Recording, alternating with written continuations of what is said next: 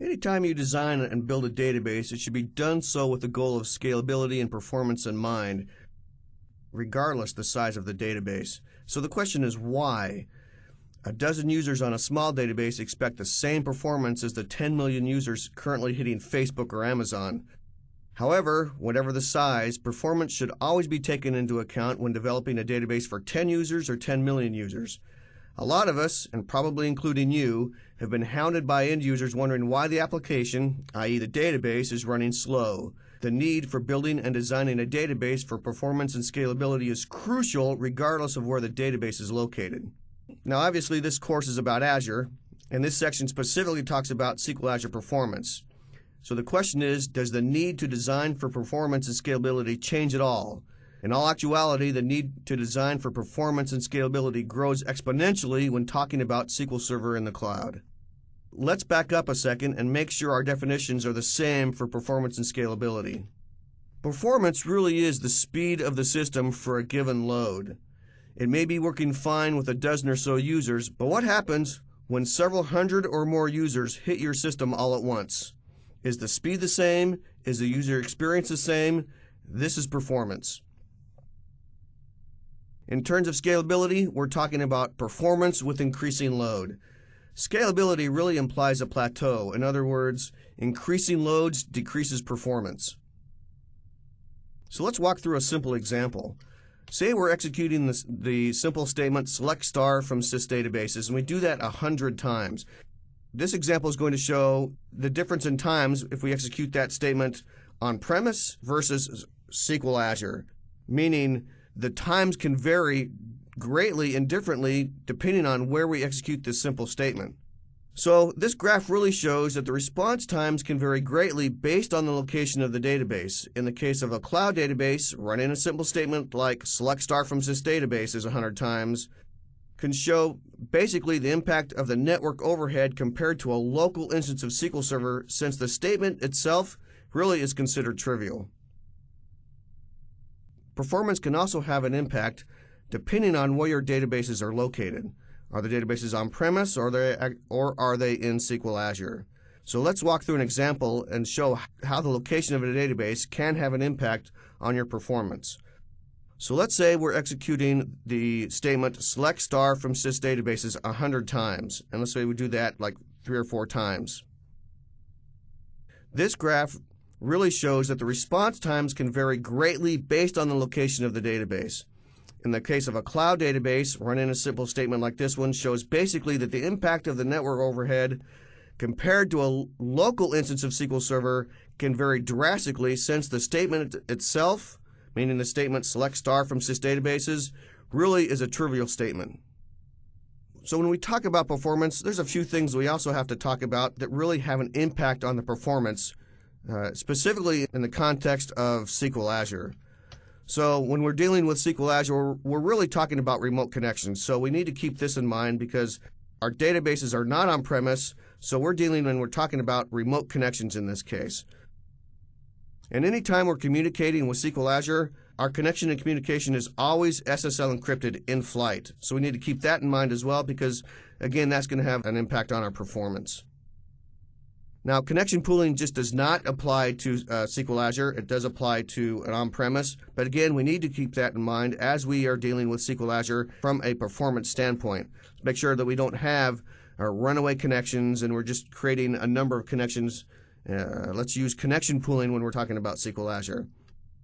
We're also talking about limited processing power, and it's not limited in the fact that, okay, we're dealing with a bunch of 486s or 386s on the back end.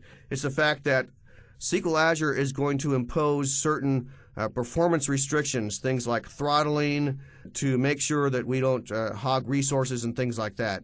We need to keep in mind that we are dealing with the fact that the SQL Azure Fabric is going to impose certain processing limitations to make sure that we play nice in the sandbox. So when we start developing our applications and building our databases for SQL Azure, there are certain techniques that we can implement to ensure that our applications work great and our databases and that our SQL Azure databases perform as they should. Things like chunky calls, and we'll talk about that. We'll talk about these in a minute. But the chunky calls really is the process of bundling requests. Lazy loading, meaning deferred loading of data. Caching really is storing data in memory. I also can use asynchronous processing, which simply means that I can have different processes running on different threads. And again, we'll talk about more about these in more detail in upcoming slides. And you can have parallel processing, which allows you to have native asynchronous processing provided in .NET. I can also use sharding, which is the concept of partitioning of databases. So let's talk about more about these in more detail. So chunky calls. Chunky calls really is the process of aggregating SQL requests and sending these requests in one call. So instead of doing one at a time calls, one insert, one update, one delete type of thing, I'm going to aggregate these calls and pool them into a single request before I send them to SQL Azure. I have the possibility, if I need to create a queue of queries if possible, and then process those queries off the queue. I can also implement a fire and forget pattern, which simply means kick off a process and then keep going and not waiting for the call or the process to return before continuing.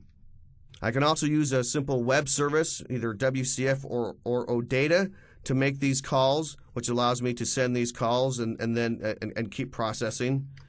Chunky calls also allows me to improve my connection pooling, because instead of making one call, and another call over different connections, it improves my connection pooling because now I'm combining these calls and only using one connection instead of possibly multiple connections. So when we're dealing with chunky calls, this means that our exception management is going to be a bit more complex, meaning if we're aggregating SQL requests and sending those to SQL Server in one call, if one of those statements fails, how do we know which statement failed, and how do we deal with that exception? So when we're dealing with chunky calls, really our exception management is going to require a bit more work on our part. We can also implement what's called lazy loading. Lazy loading really is simply the pattern of the deferred loading of data or an object really until the point at which it is actually needed. So instead, if I'm saying, give me all customers and their orders, lazy loading says I'm going to give you the customers but not the orders until you ask for them. So in the world of databases, data is loaded from the database automatically as the program navigates through the properties of the graph, meaning I'm going to start iterating through, let's say, customers. But if you query the customers table and your query returns 30 rows, it will only return the first row to you and not return subsequent rows until you ask for them. That's lazy loading. So it minimizes the data or your payloads coming across the wire, and it only gives you the data that you need. So again, some things to keep in mind. Lazy loading can create more chattiness across the wire, meaning if it needs to keep going back to the database, you're going to have more requests to the database, so it could create more chattiness across the wire. It is going to mean that more design time up front to figure out what data you need and when you need it. So it's not just give me this data. You can say, because there's eager loading, which says give me all the data when I want it and give it to me right now. But again, you've got a lot of data coming across the wire. Lazy loading is great because it doesn't give you all that data, so you get better performance, but again, can create chattiness. So it's going to require more effort on your part to figure out what data you need and when you need it. So let's talk about the concept of caching. In its simplest terms, data caching is storing data in memory for quick access. And typically you will see this in scenarios where querying for information is quite costly in terms of performance. So you'll see this a lot in web applications where caching is used for data across HTTP requests and then reuse that data without the expense of hitting the data again as you change pages. So it's great for minimizing round trips. It's great for reducing connection footprint, so I don't have to go back and use another connection. Obviously, a great use for improving performance, but from a downside, could lead to data freshness issues, meaning if I'm caching a set of data and the data changes on the database, well, my data in my cache is now out of date, so how often do I go back and refresh my data? This could also mean that you might need to implement your own custom notification mechanism if necessary, meaning my data is now changed, so notify me to go update my cache. You can use Windows Azure queues for this type of notification, but again, it might require that you have to implement your own type of custom notification to make sure that your cache is now updated when your data in your database changes. So we talked about asynchronous processing, and really this is used to return control to the client faster. So typically when we talk about asynchronous processing, we are often referring to the need to run simultaneous processes without one process blocking the execution of another process. By default, methods are executed in a normal synchronous fashion. So if I have one method and I call another method that's executed on the same thread as the calling method, this is subsequently blocking the calling method from continuing until the called method has finished executing. So if we do this in an asynchronous fashion, this really returns control to the client faster. And it's really designed to improve the customer experiences. So as developers, we often see this when we have a need to do some type of complex processing within a Windows Forms application. For example, we just kicked off a big task, but the user can't do anything on the form because the process isn't done. So in essence, that's locking up the application until the process is complete. In the asynchronous world, processes can be run simultaneously, thus returning control to the user or client faster, and thus drastically improving the customer experiences. So async processes are accomplished via the use of threads. However, since we're dealing with threads are programmed and maintained by the developer, which can be difficult to maintain and program, and if you're not careful, be somewhat dangerous. For example, in many cases, we need to be able to pass data between asynchronous methods executing on different threads. So I need to take this data and pass it to this thread. It's crucial that the data being passed is not accessed by two threads at the same time, which really could result in data being compromised or in non-repeatable threads. So threads are great for implementing asynchronous processes, but it could lead to data being compromised. So it's really, we need to be careful on how we maintain and control and manage those threads. And if there's an exception, where did that exception take place, and how do we handle that exception? So, new in .NET 4.0 is what's known as the Task Parallel Library. And really today we see even simple workstations that have 2 or more CPU cores. We even see high-priced servers running 4 cores, 16 cores or more. And these cores are what enable multiple threads to be executed simultaneously. Parallel processing is the ability to distribute your work across multiple processors, or in other words, parallelize your code. In the past, you had to code this functionality yourself using threads. However, with .NET 4.0, the support for low-level manipulation of threads and locks is really built in through a new runtime and new class library types.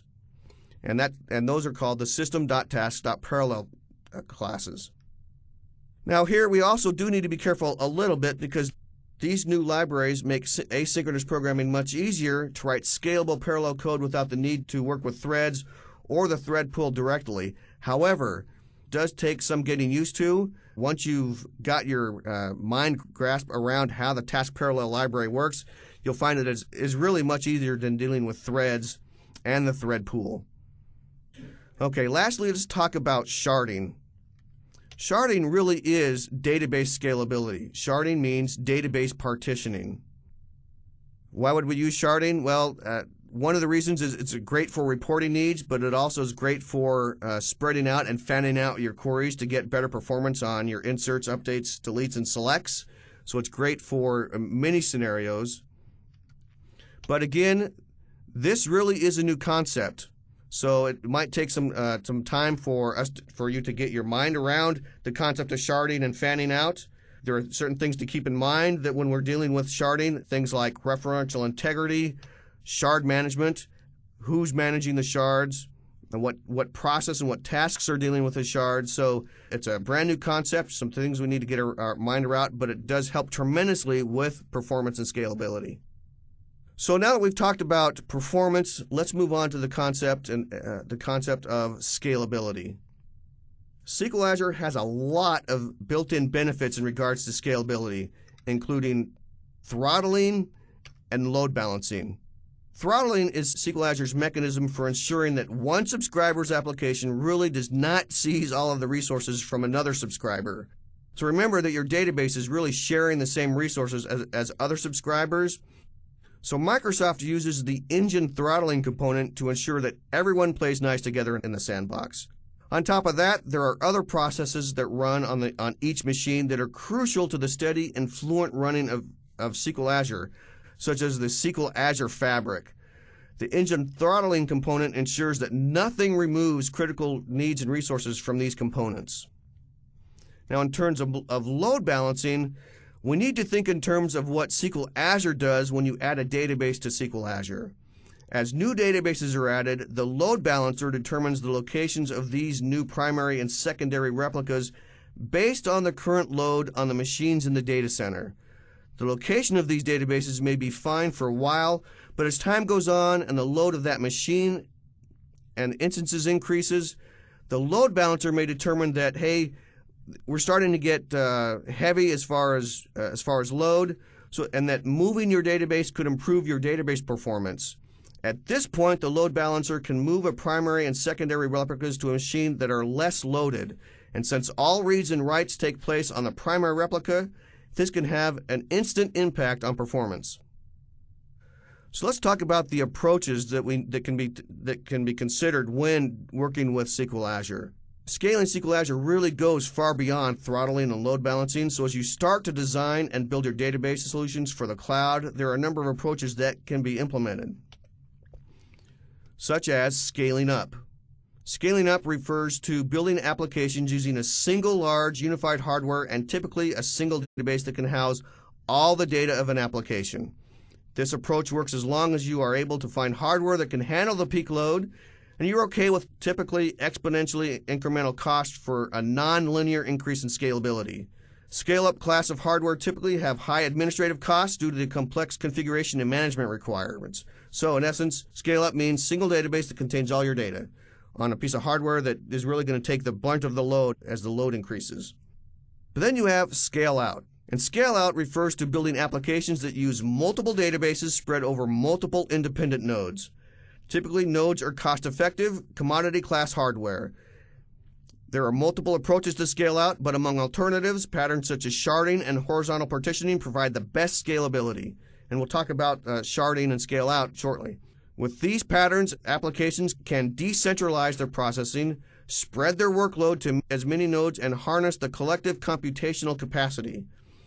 And you can achieve linear cost to scalability ratio as you add more nodes. So meaning you're not tied to a single database, you're not tied to a single machine. You can partition and spread your load over multiple nodes and add nodes as your load increases. So you're not tied to a single node. So as we talk about scalability, we need to talk about the different scalability curves and the different patterns of scalability. So let's talk about the different scalability curves or patterns that apply to scalability. The traditional scalability model represents a scale-up architecture in which applications are given more hardware over time to sustain their scalability growth of the system. Most applications, however, are not designed to take advantage of more hardware fully. So at some point, the application hits a scalability wall in which more hardware doesn't translate into higher scalability. So you hit this plateau in which application does not match hardware. In contrast, cloud computing provides some of the necessary plumbing for applications to scale in a more linear fashion. When designed properly, cloud systems can scale in a linear fashion since the application will know how to take advantage of more resources. Now note that this isn't automatic. It requires proper planning and an understanding of the various technologies available in Azure. So with all of that, scaling can be challenging. But before discussing the various scale-out architecture options, let's take a typical model which tends to become difficult to maintain as the customer base increases. It's based on the principle that all customer records should be stored in the same database, separated logically by a column storing key, such as a customer ID. This logical separation is called a data domains. And so before we even can get started on figuring out how we're going to scale, we need to identify what our data domains are. Is it customer? Is it geography? So is it our customer ID? Is it a country ID? Is it a time? Is it all of the above? So we're not tied to a single data domain, but we need to define our data domains even long before we get started designing and developing our database and our scaling out solution. We can also design for a shared nothing solution. Now, shared nothing is a term that means a distributed computing architecture in which each node is independent and self-efficient. So in the context of SQL Azure, we don't want the application to have any knowledge of the physical database. And as well, we want to abstract the database access. So we want to remove the knowledge of the physical DB from the code and abstract that database access. And then as we start talking about the different scalability models, we need to find out and figure out which one really applies to us. And there's different types of scalability models. We have a compressed and a linear or an expanded type of scalability model. So in a linear model, this is simply a scale-out design pattern which involves the use of many databases, or like, for example, one database per customer.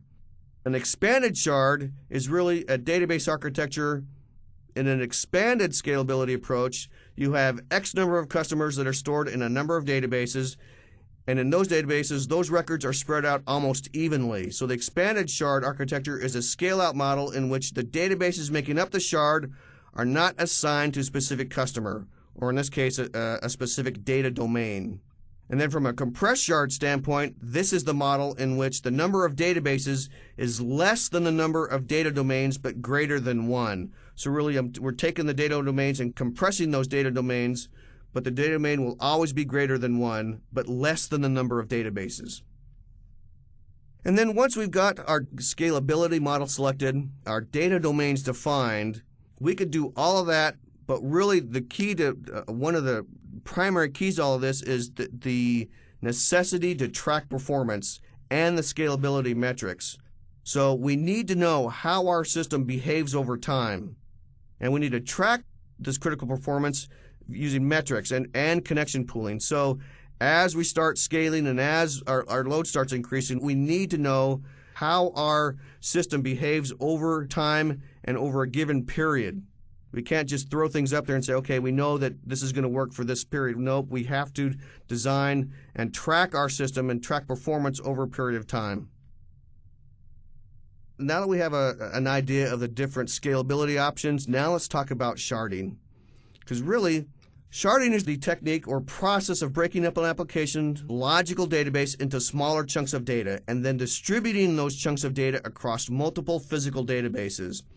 Each physical database in a sharding scenario and in this architecture is what is known as a shard. So as we start sharding, now we're in essence partitioning our data to multiple physical servers to give us true application scale out. So we can take our data and break that into chunks and spread those chunks across multiple physical databases. So how does this work?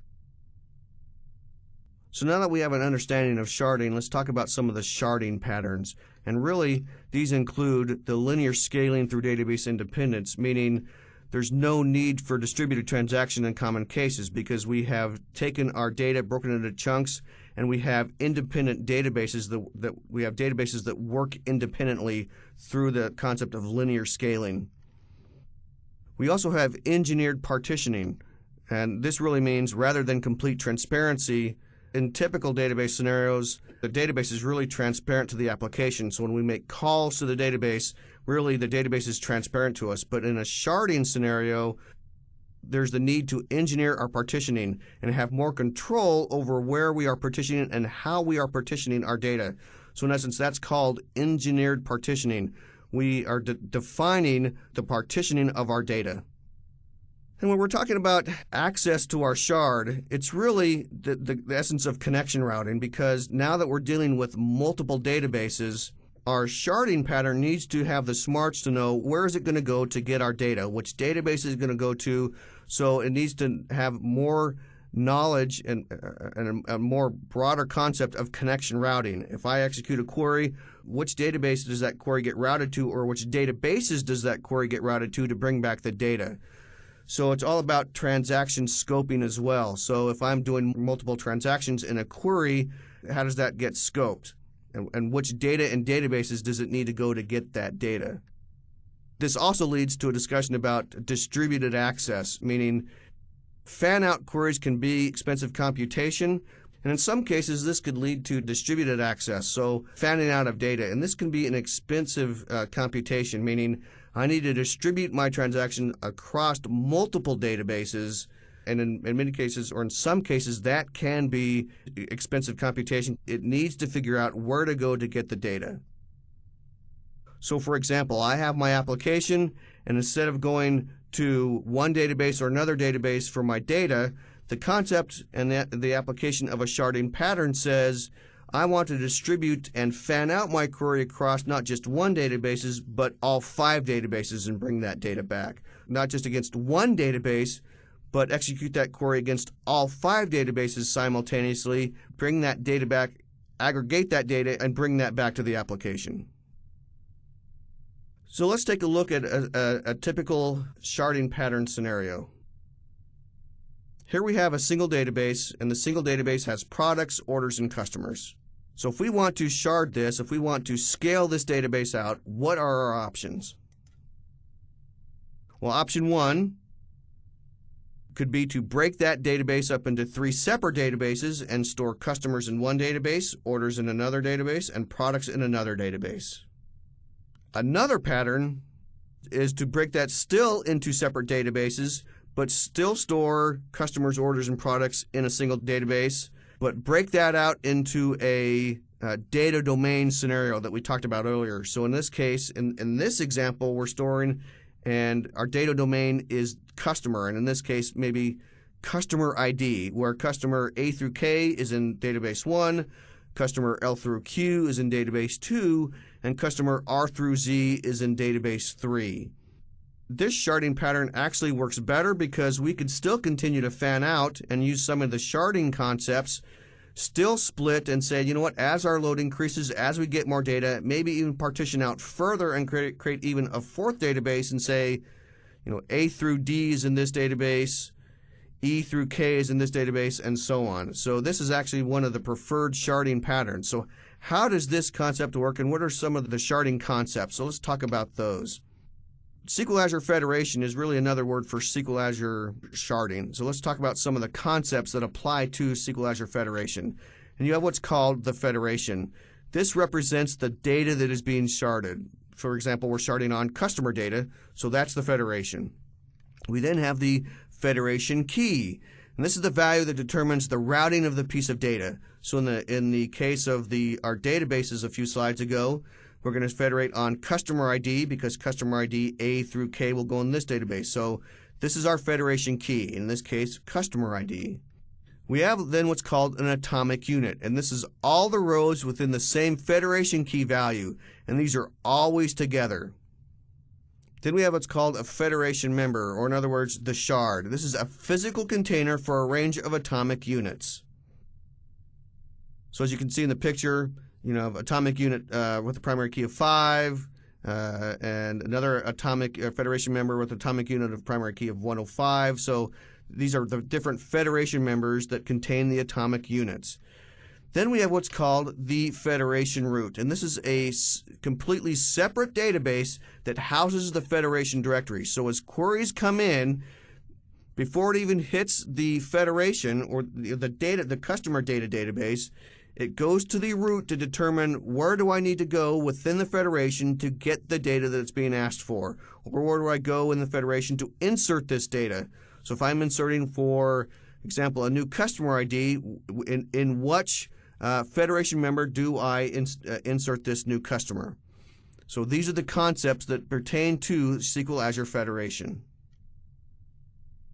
Now that we understand the concept of SQL Azure Federation, how does that apply to actually designing and creating our database? When we start creating our schema, what do we need to do to design and create our federation? It's all about, at some level, denormalizing our database.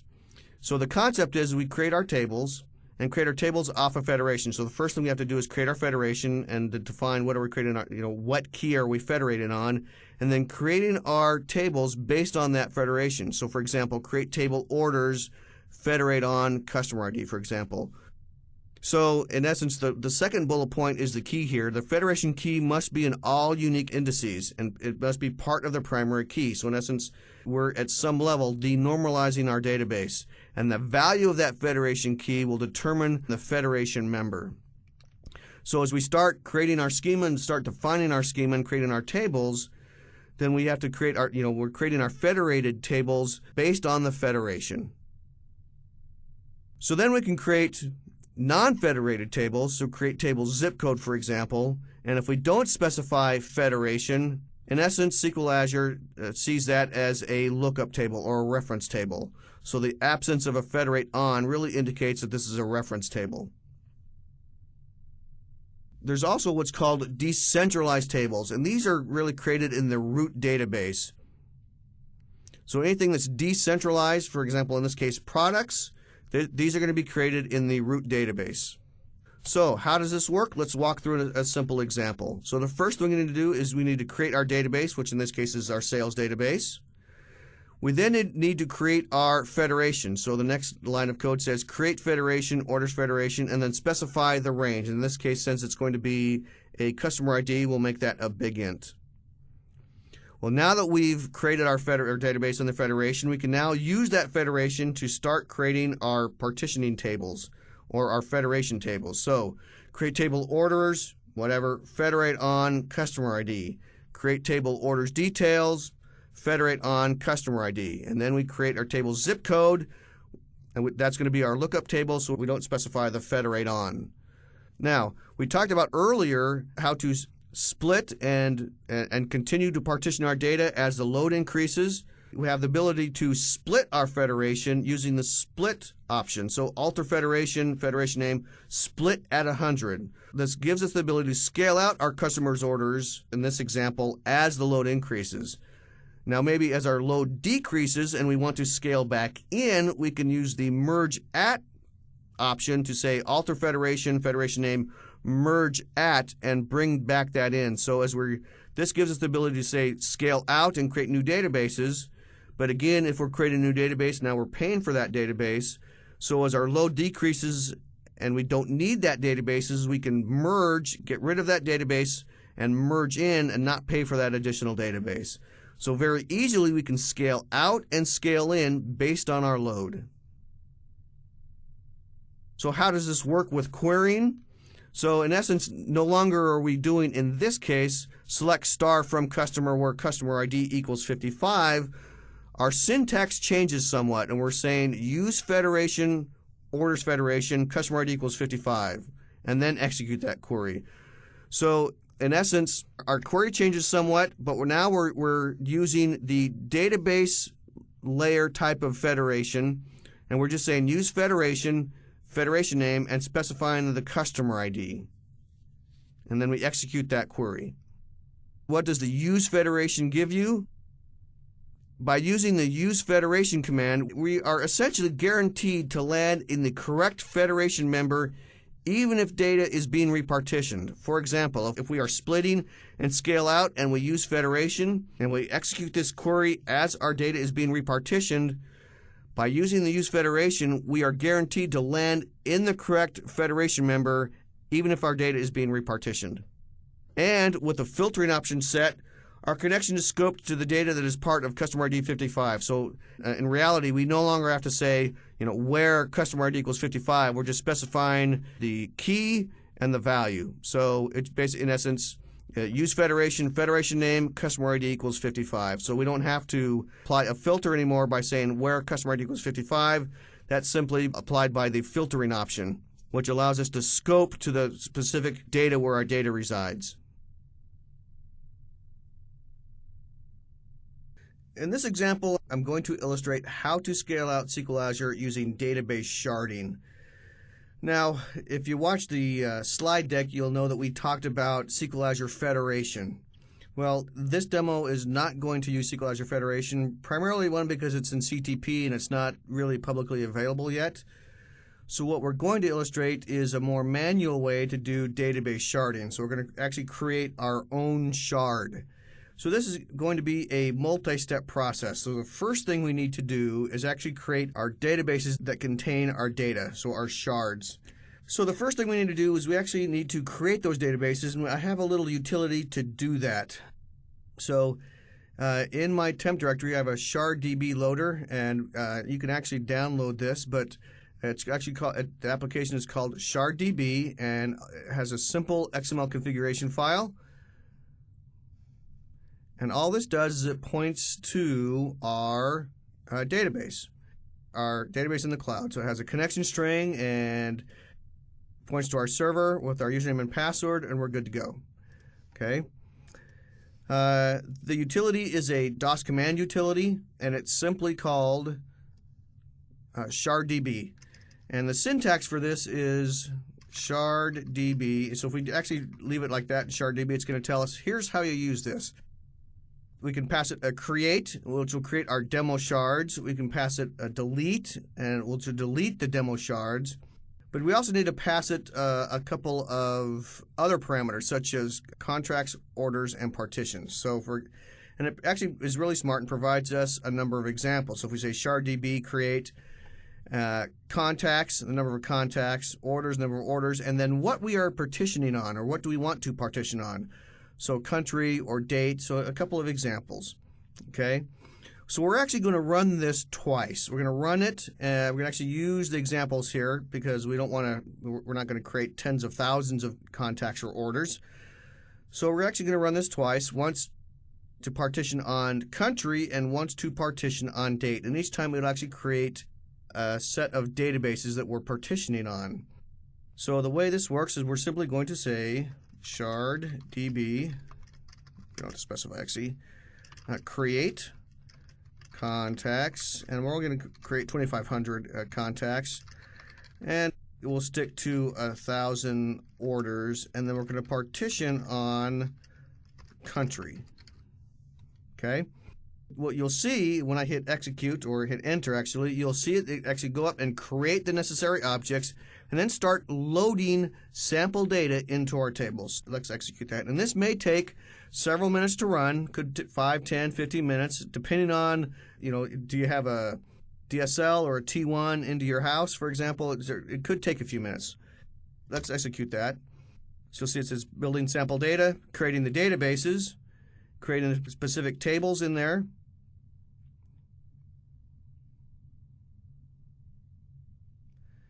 And then in a minute, you'll see it start loading data in each one of those. So we'll come back when this is done, and we'll execute it again when we partition on dates. We'll come back in a few minutes. All right, there you go. Our first step completed. Let's go take a look and see what it actually created. We're going to leave this command prompt up because we're going to actually use it again here in a minute, but let's go and see what it actually created. So let's fire up a new instance of SQL Server Management Studio, and let's log into our SQL Azure databases. So we're going to say, we're going to log in here.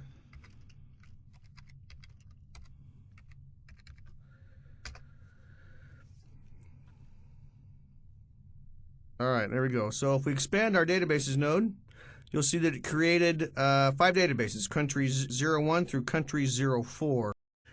So let's look at the tables that it created in one of these databases. You'll notice it created the same set in each one. So contacts, products, sales order, detail, and sales order header. And let's take a look real quick, and let's create a few query windows here, because what we want to do is we want to look and let's set this one to 0. Actually, I want to select master here for a minute because we want to be able to connect to each one. So 1, 2, 3. We're going to go to this query window, set that to 0, 1. Go to that query window, set that to, 0, 0. Set this one to 0, 1, and then set this one to 0, 2. And then we'll say select count.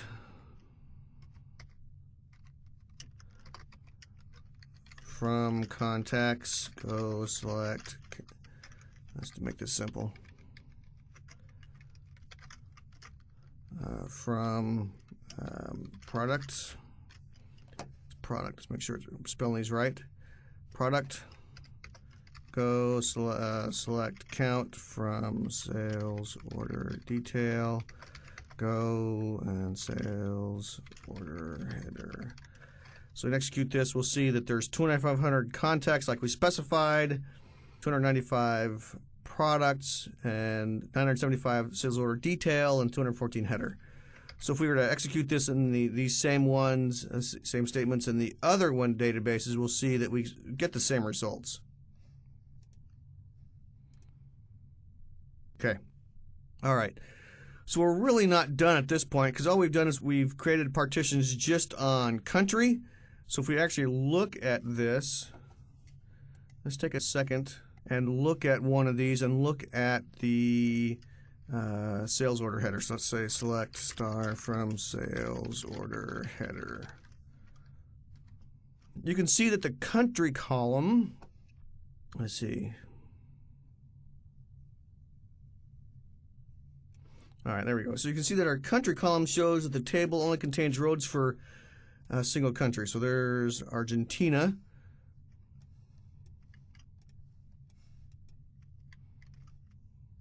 This one has data for Brazil. And this one has data for Canada. So if we were to look at the others, actually, so if we let's create a couple new query windows. Look at this one. Whoop, I have to pick the right one.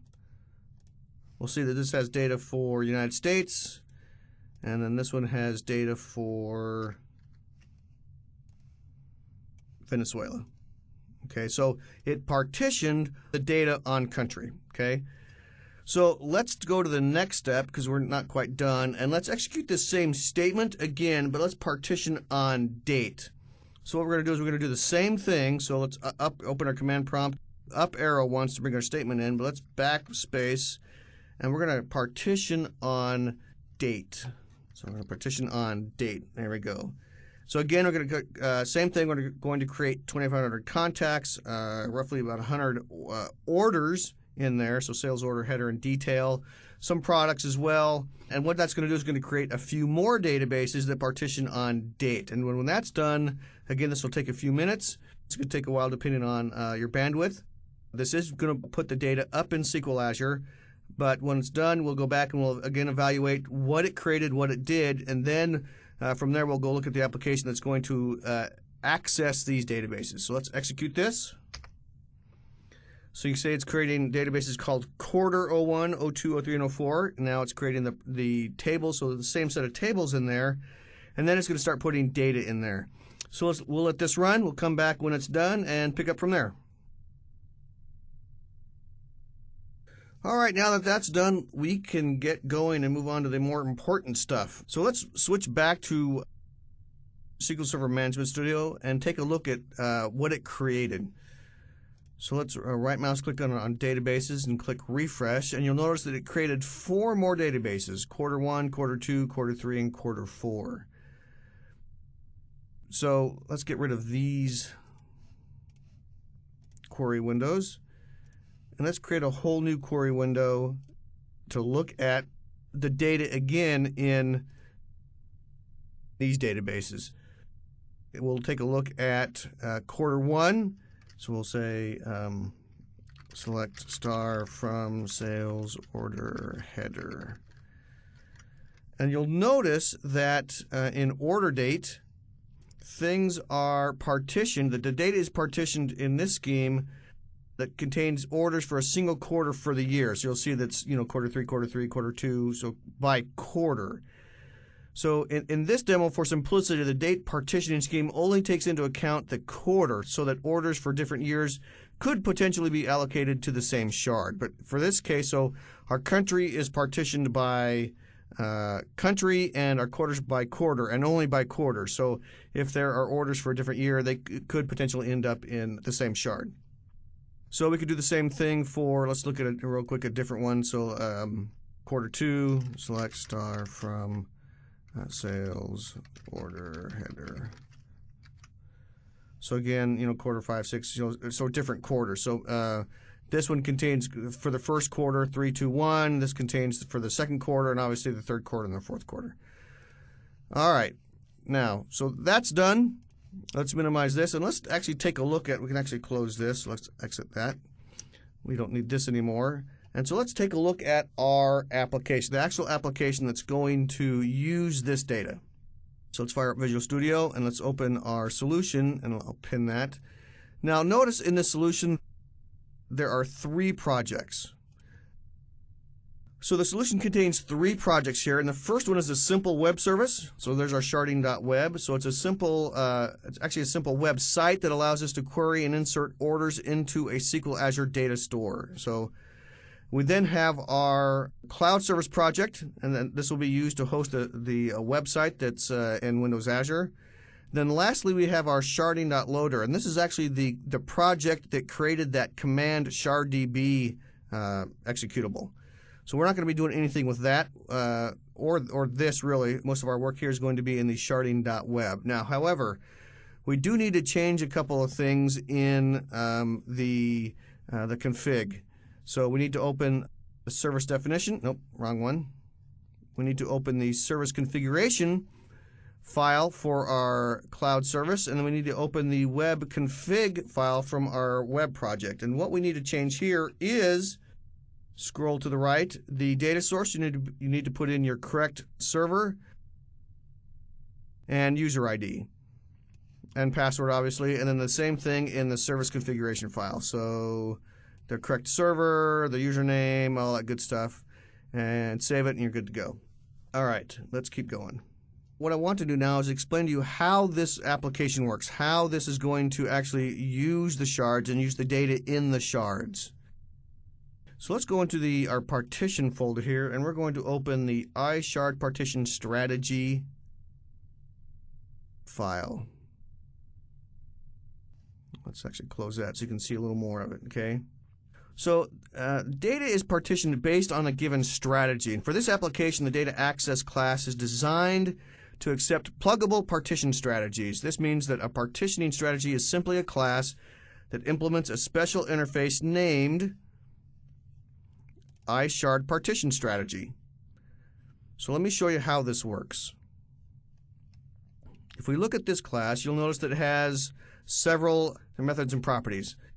It has the getShard4, and this is the core method in this interface. The purpose of this method is to map any row in the table to a specific shard based on the value of its column. So then to implement the getShard4 method, it requires that metadata that specifies whether a table needs to be partitioned, and if so, the name of the field to use as a partition key. So the interface exposes this metadata through its partition metadata property. And that's this property right here. And then lastly, we have a shards property. And this property returns a list of identifiers for every shard available in a partitioning scheme. So as an example, if we use a strategy that partitions by country, it would return a list that contains a shard identifier for each country. Thus, an application can map each identifier in the list to a connection string that points to the corresponding target database. Okay? And then lastly, we have the name property, and this is just a simple property that returns a description of the partitioning strategy, which could be used, which we're going to basically use to identify how the data is being partitioned. So it's basically saying how we're going to partition. We're going to partition by country or date or so on. So that's just going to hold that name. So again, this is the key to the entire project, is this partitioning strategy. It defines how we're going to partition and through what we're going to partition. All right, let's keep going. So next, in the same folder, let's open the by date partitioning strategy. All right, and you'll notice here that this class, like we talked about, implements the iShard partitioning strategy, that interface that we just talked about. Okay, so anytime you want to implement, in this scenario, anytime you want to implement a partitioning strategy, we need to implement that interface. So in this example, we provide two different strategies. The first partitions data based on the country where the order is shipped, while the second one partitions based on the quarter of the order. Okay, so the shard loader application that we used at the start, where we loaded the data, shares the same partitioning strategy to load its data. So it actually uses that iShard partitioning strategy.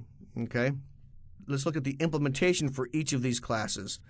So we're going to look, first we've got by date partitioning strategy, and here we have the metadata that determines how each table is partitioned.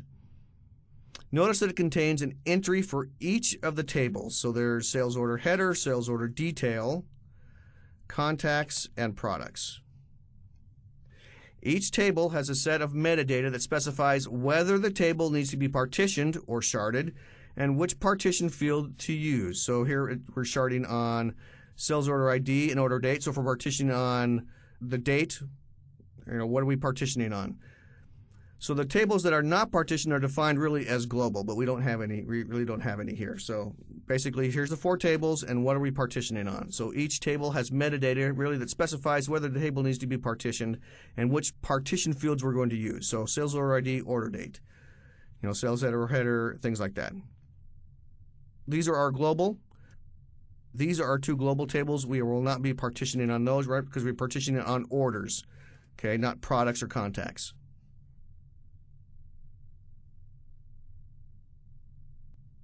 So let's scroll down and let's take a look at our getShard4 method. So this method does several things, and this is where it goes and says, okay, where are we sharding, what we're going to shard, and how we get the data for the shard. So this method first starts by retrieving the metadata for the chosen table to determine whether it needs to be partitioned. Okay, that's what we're doing at the very beginning. Okay, for global tables, though, it returns a list of every available shard. This is for the benefit of the loader application, right? So we're not going to use it when we're querying the data. It's just for the loader application. For any queries, though, any of the shards in this list can be used to retrieve data since they all contain the same data, right? So for sharded tables, the method retrieves the value of the partition key field, and then it ensures that it is of a date time type, and it extracts its quarter, right? So then we're going in here and say, okay, give me the quarter.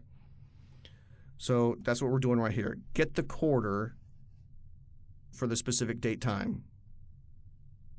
And then finally what it does, it calls the getShard name right there. And the getShard name, it calls the getShard name using the month value as a parameter. So we're passing the month. This last method simply returns an identifier in the form of quarter 0. So what database that we're going to go against, right? So where the placeholder is replaced by the actual quarter value based on the month. So the shard identifier is then returned to the application. So in essence, it's a 4-step process, right? We are retrieving the metadata for the chosen table. We're looking at the global tables. In this case, since we're querying, we don't need any. Then we're looking at sharded tables and getting the quarter that we want to work with, and then passing that to the getShard name, which we're going to use and then pass that identifier to the application. So that's the 4-step process for this method, and that's what this method is doing. Okay, let's close that one and let's take a look at the by country. Now you notice that this is very similar. It still implements the iShard partition strategy, but in this case it's going to partition by country and not by date. It also retrieves the value of the partition key field, and it also searches an array of countries for this value. So they're kind of the same thing. So it's basically saying, okay, within this array of countries, Argentina, Brazil, Canada, United States, and Venezuela, we're going to receive and query data based on these values. It then uses an index of the matching entry to call the getShard name. So kind of the same thing. And this method returns a shard identifier for the country. So if you scroll down to getShard name, oh, I passed it.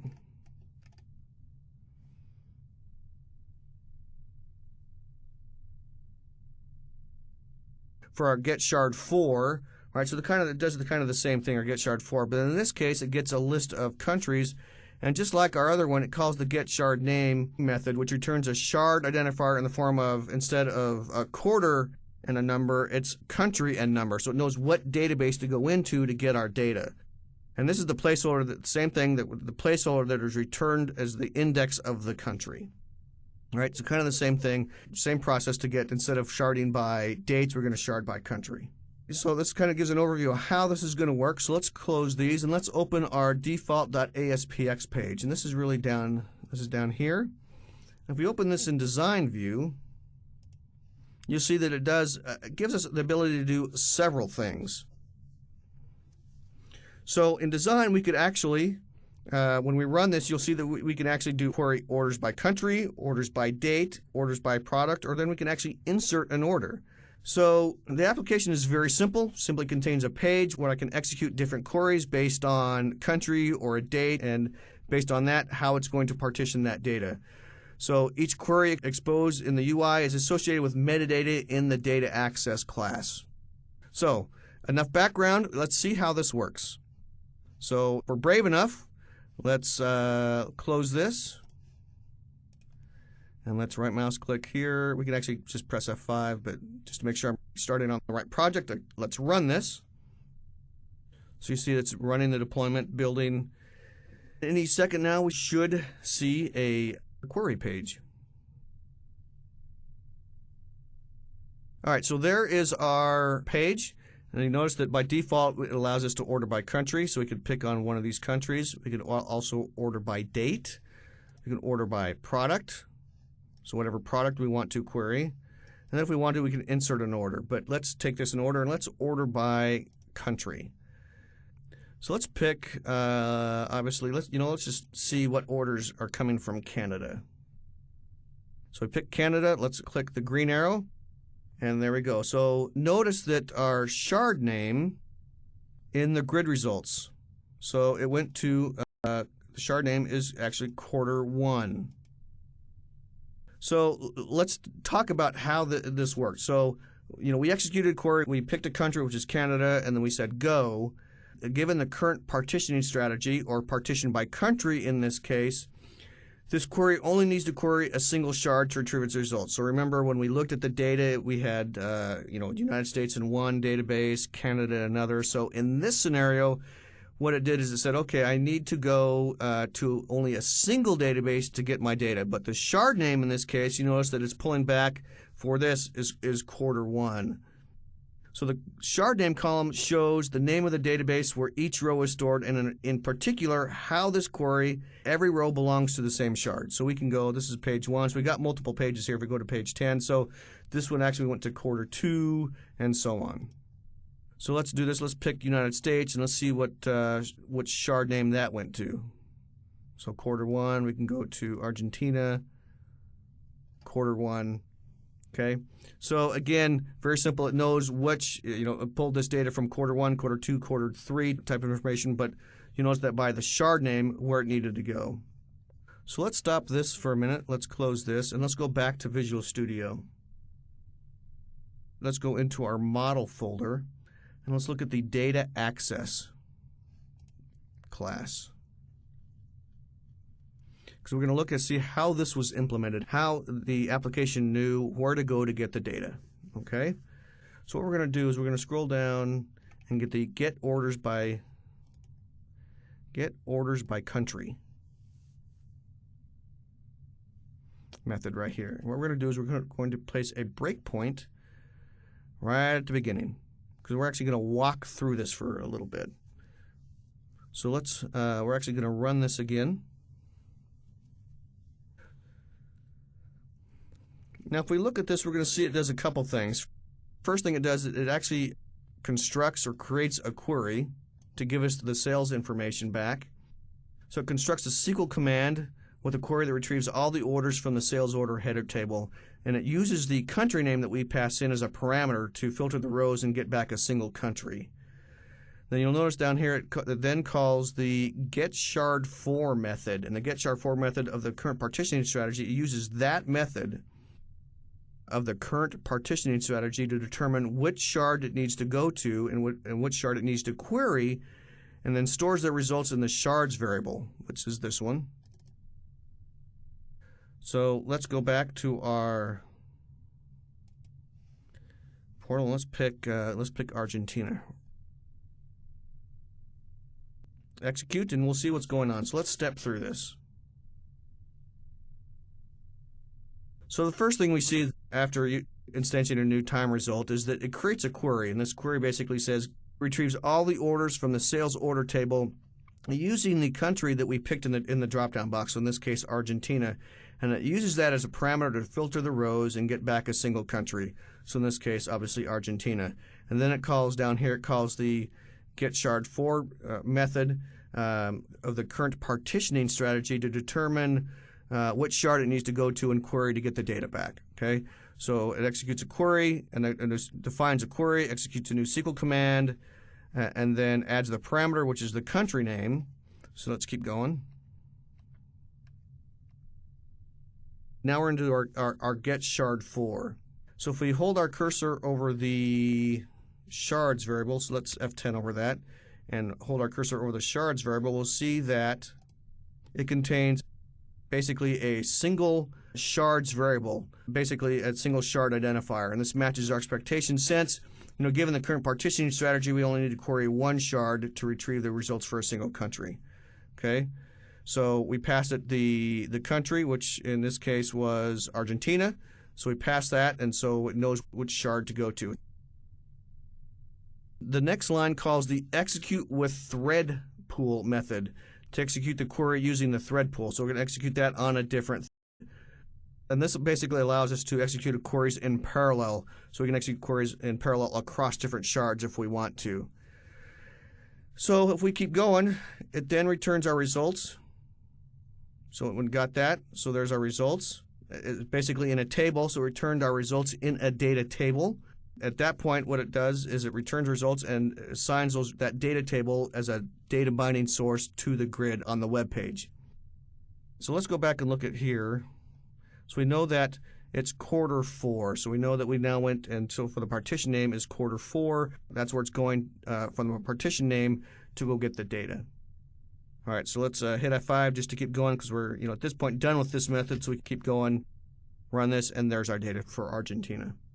So let's change this a little bit, and let's select orders by product. Okay, so let's select any product down here. So we'll just say mountain bike, black 48.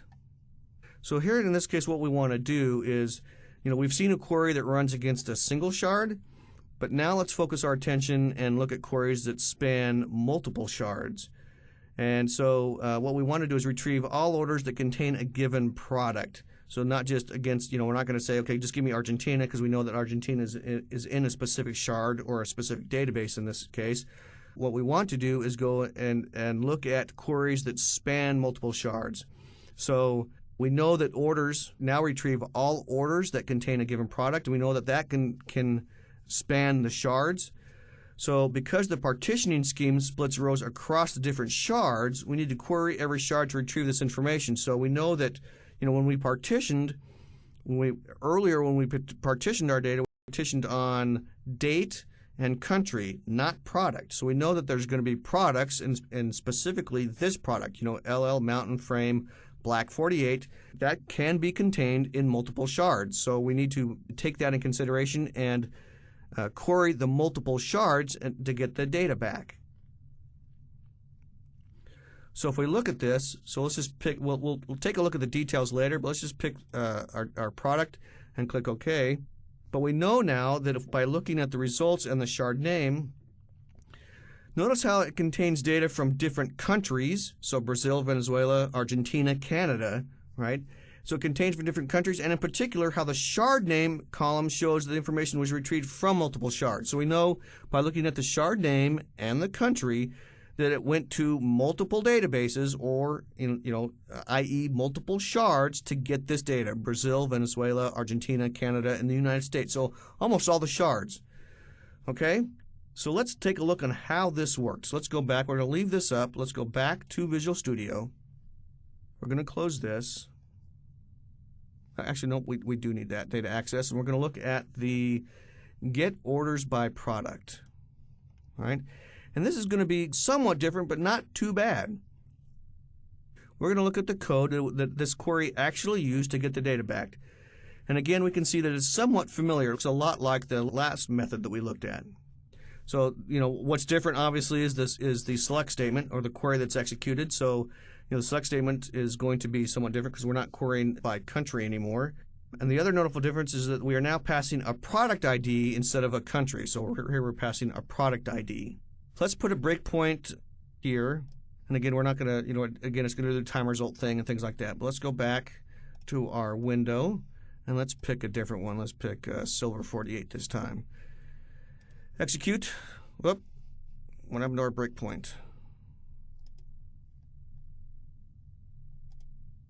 Let's try that again. There we go. There's our breakpoint. So it hit a breakpoint. So let's F10 through this to step through this line by line. So there's our query. There's our command. So it's, and set the command text to the query.